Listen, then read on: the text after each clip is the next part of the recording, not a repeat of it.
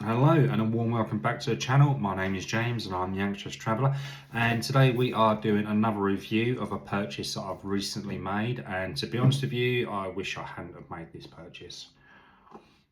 As we know with smartwatches, Garmin is high up there when it comes to fitness products, in terms of things like heart rate monitors, fitness trackers, GPS trackers, all that kind of stuff. We know that Garmin are really high up there. Yes, you have got other companies out there such as Fitbit, Apple iWatch, Google Pixel Watch, and a whole host of other manufacturers as well that have entered into the smartwatch market with fitness trackers. But Garmin is probably one of the top that you are going to come across, and the Venu 2 smartwatch is what I've just recently purchased. Okay, now I bought this online. It was an online purchase and I paid about £190, I think it was, for it. So, but I mean, with Garmin watches, they can go right up to like the £800 mark, which is ridiculous for a watch, but hey, here we are. So I decided to buy this watch. Obviously, I've had other fitness trackers in the past. I've had Fitbits, I've had Apple iWatches, and I've had the Google Pixel Watch 3 and a couple of Samsung watches as well with different phones that I've had over the years. But the reason why I wanted to go for the Garmin was because it was the battery life is phenomenal. It's like 11 days, I think, between charges for the Garmin Venu 2. Which, when you look at other fitness trackers, normally you're lucky to see, a day before it needs charging again. And obviously the charging on this is really quick. Obviously you've got, on the back of the watch here, you've got your charging port there, and it just plugs into a USB, so it's nice and easy. And if you've got a fast charger, like a fast charging plug, literally you'll be back to 100% within an hour or so. So that's not bad. And obviously the watch itself, it does come packed full of features. I mean, it's just nice, it's not too overly protruding, it's not, poking out your arm. It is quite a nice, sleek little finish. In terms of, obviously, the apps on there, obviously you've got apps that you can download. Some you have to pay, some are free of charge through Garmin, but obviously there are a lot of developers out there you do have to pay for apps. But there is also a few, it's only a handful really, that Garmin do free of charge. But I mean, on the watch itself, obviously you've got your usual, so you've got your battery level indicator on there, so it's at 54% at the moment, which will probably see me through till probably Wednesday, I think. Then you've got like your step counter on there. You've got your floors climbed.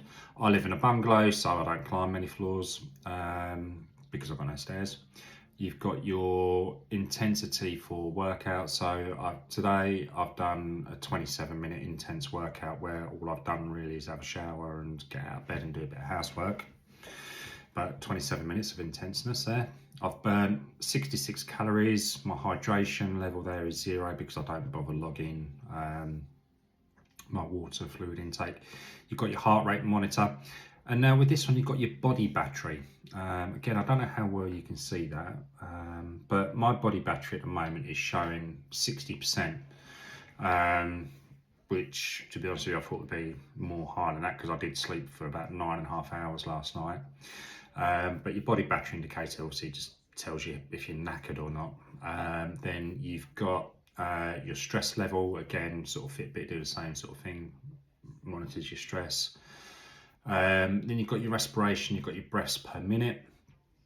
Mine's not showing anything at the moment because obviously I'm not wearing a watch, I'm showing it to you guys.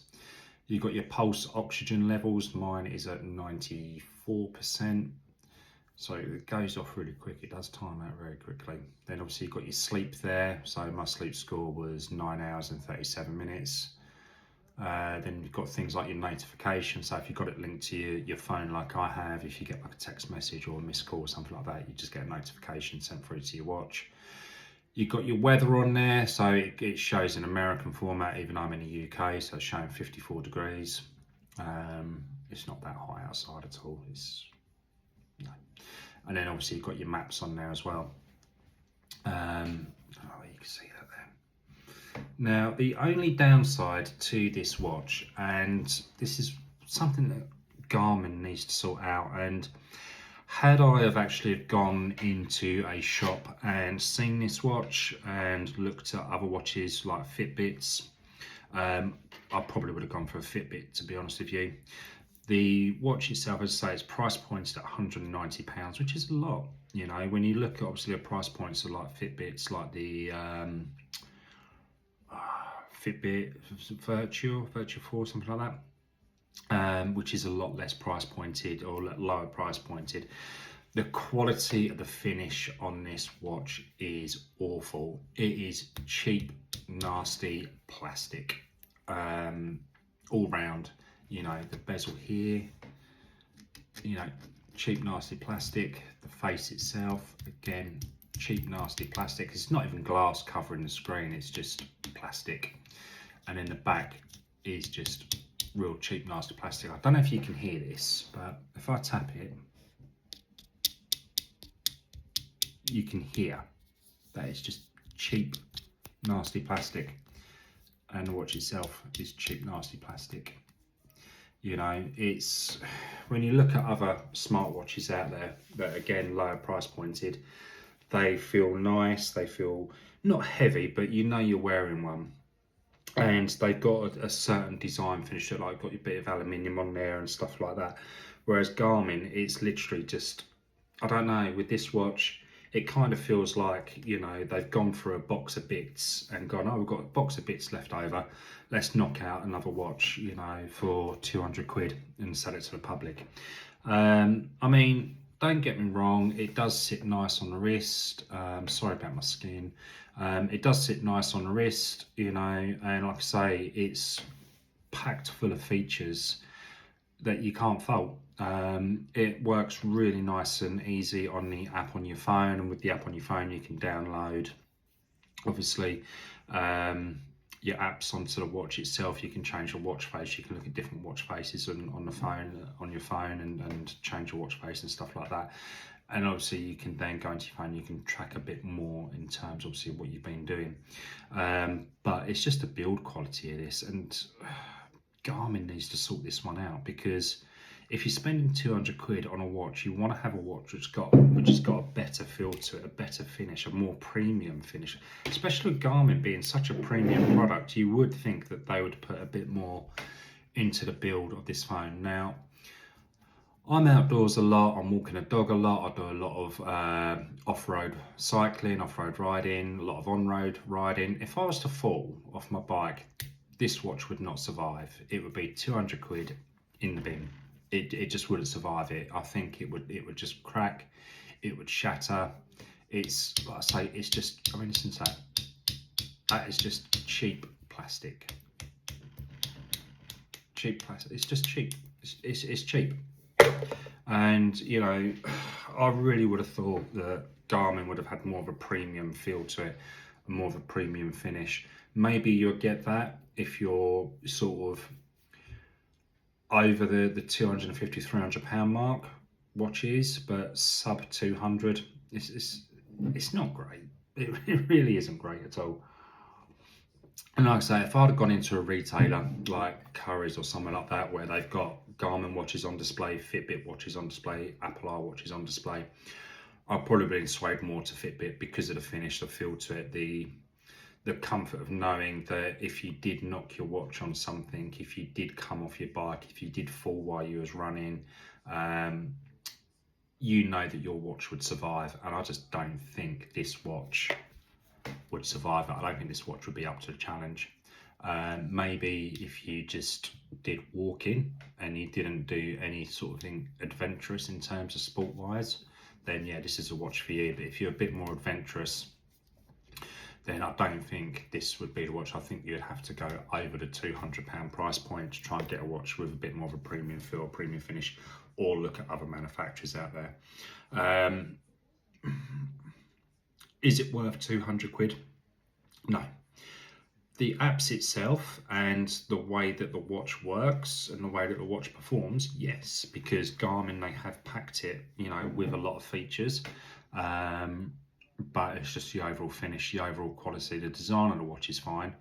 The weight to the watch is fine. It's just the overall finish. It's not great. It really isn't. And I'd say if you're considering buying a Garmin Venu 2 for its features, I would say have a look at other manufacturers. I would say have a look at other smartwatches out there, just to get that comparison and just to get that finish and that feel to the watch. Because at the end of the day, you're buying, you know, a smartwatch because you like exercise, you like doing workouts, you do a lot of training. You need a watch which is going to stand up and withhold that. And again, like I say, if I was to come off my bike, or if I was out walking a dog and I knocked the watch, I'm pretty sure the watch would just break. It would crack. The plastic would crack, and then the watch would be next to useless. But in terms of battery life, you know, 11 days, you can't really fault that. You can't fault the apps that they've packed into the watch. It'd be nice to see a few more free to download apps. Whereas, like I say, a lot of it is third-party developers, which charge, you know, anywhere from sort of like $1.99 upwards for an app. So it'd be nice to see a few more free-to-use apps that you can download. But yeah, you know, it does what it says. It's a GPS watch. The GPS is okay. It's a bit slow. It's a bit sluggish. But in terms of the apps, it's fine. But the build quality is just not there. So that's my honest review of the Garmin Venu 2. If you want a smartwatch which is packed full of apps, you know, then yes, you know, this is a watch for you. If you want a watch which has got that premium feel and that premium finish to it, it's not the watch for you. I would say look at obviously your Fitbits, or spending a bit more money on a Garmin watch to get that quality feel, that quality finish. But yeah, anyway, guys, it's been a pleasure to show you the Garmin Watch Venu 2. Yeah. And like I say, I purchased this myself. It's not been sent to me, it's not been given to me. But yeah, have a look around, shop around, guys. There may be something better out there that might fit your needs a bit better. I personally wish I'd have gone for a Fitbit again, but I'm now with the Garmin, so I've got to stick with it. Guys, thank you very much. Like, subscribe. See you guys on the next one. Ta-da.